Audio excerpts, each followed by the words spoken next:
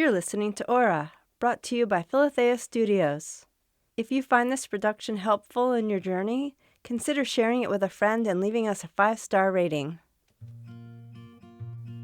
Hello and welcome. You are about to listen to a short narrative selected from Restoration, a publication of the Madonna House Apostolate. We invite you to listen deeply as the author shares the joys and struggles of living the gospel of Jesus Christ without compromise in today's world.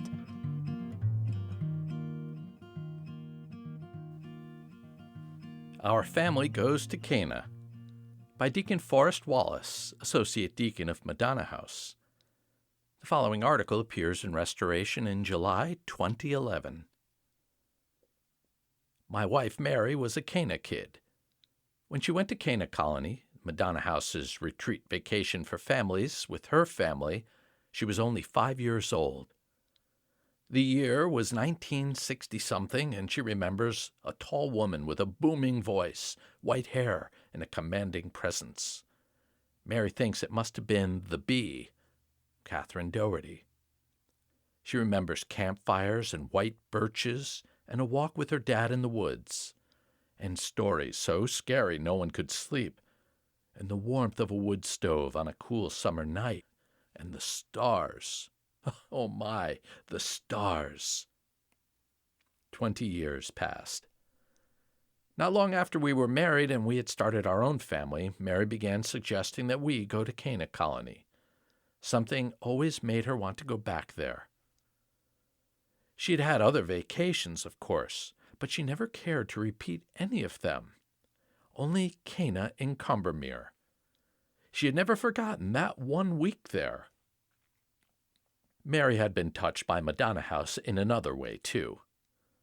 The spirituality of Catherine Doherty had enriched the daily life of her mother, a wonderful woman who filled her home, her husband, and her children with joy.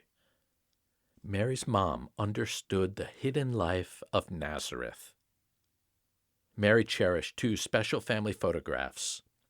One of her mother at Madonna House, sitting on the grass in the flower garden, her yellow dress as bright as the flowers riotously blooming around her. The other of her dad in the same garden, sitting next to the statue of St. Joseph the Carpenter, looking strong and kind.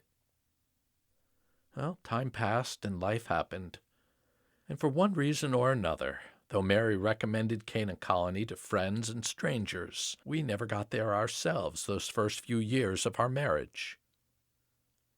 Finally, sometime after we had moved from New Jersey to the Boston area, everything fell into place for us to go. We wrote our letter, late of course, asking to go, little expecting to be accepted the first time we inquired. We didn't know that new families go to the front of the line. It's like, everybody line up in reverse alphabetical order starting with Z in a Catholic grade school. It just doesn't happen. So, in the summer of 1991, we arrived in Combermere. By then, we'd been married for 10 years and had 5 children. So what could be so special about this place that it had stayed in my Mary's heart for so long? What made her mother keep sending us old issues of Restoration to read and reread? Was there really something that special going on in Combermere, Ontario? The week began.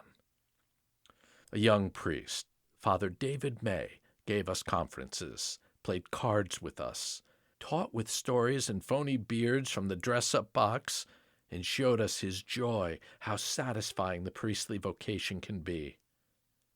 We shared our lives with a host family, the Shingledeckers, lovely, friendly people who made us feel at home in the rustic cabins, at the lakefront, and in the cook shack where we cooked and ate our meals.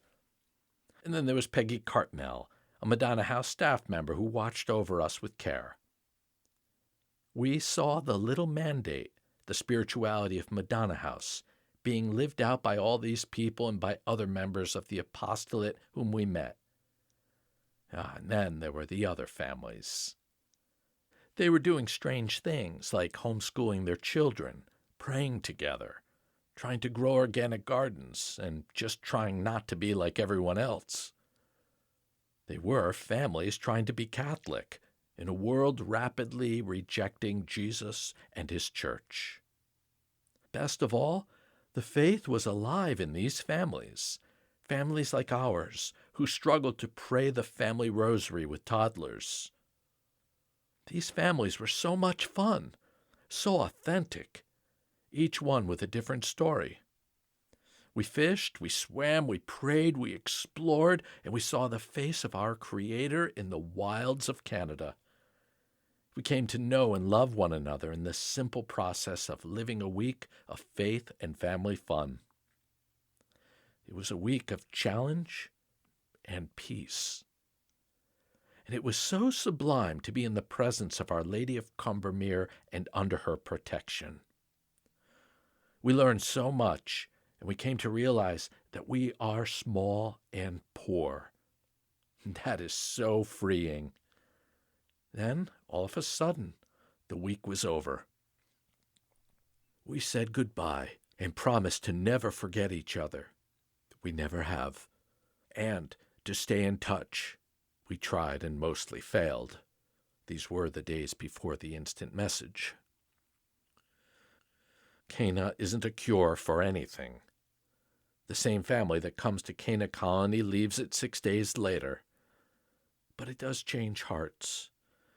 And it's a chance to push the reset button and begin again, warts and all. It's a place to experience God's mercy. We returned to Cana 8 times, and now, 20 years after our first visit, we are a host family, part of the team that serves the families. We come back to Combermere because it is our spiritual home. And now that most of our 8 children are grown, we want to share the gift of Cana Colony with other families.